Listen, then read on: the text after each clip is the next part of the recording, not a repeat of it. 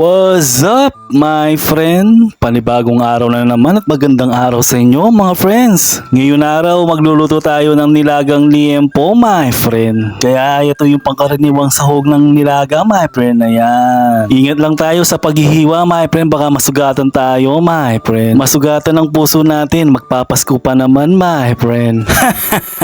Joke lang. At ito na, my friend. Kumpleto na yung sahog natin. Kaya magigisa na tayo, my friend. Yung ibang nagluluto ng nilaga, my friend, sa kanila pinapakulo nila, sa akin ginigisa ako, my friend. Para iba naman, my friend, kanya-kanyang diskarte lang yan sa pagluto, my friend. Kaya ginigisa ako para lumabas yung aroma niya, my friend. Basta ganun lang yon, my friend.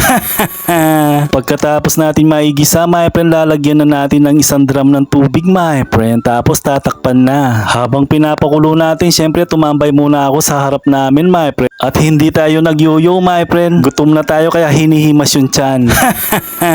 Pagkakulo ng nilaga natin, my friend, nilagay ko muna yung ibang sahog, my friend. Para lumambot na kagad, my friend. Hindi kasi pwedeng i-half cook yung mga gulay natin, my friend. Kasi yung tatay ko magrereklamo kasi yung mga ipin niya baka matanggal ulit, my friend.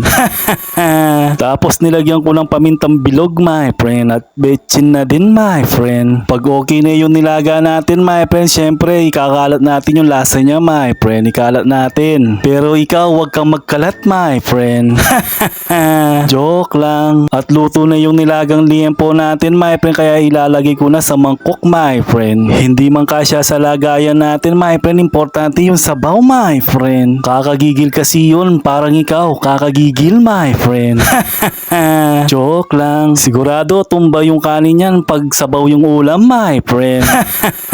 Kaya tara na, kain na, mga friends. Pagkahigop ko sa sabaw, my friend, pinapawisan na kagad, my friend. Syempre kakatapos lang magluto, my friend. Para ganahan tayong kumain, my friend. Ayan, sinawsaw ko yung liempo sa sausawan ko na may sili, my friend. Masarap talagang kumain kapag kinakamay mo lang yung ulam, my friend. Hindi kakabitin, my friend. Pero yung iniisip mo, my friend, bawal yon.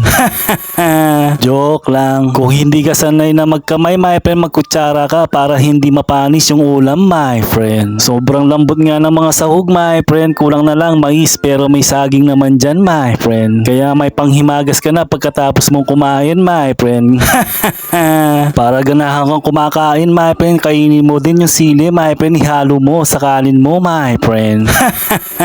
Kaya sige na, mga friends.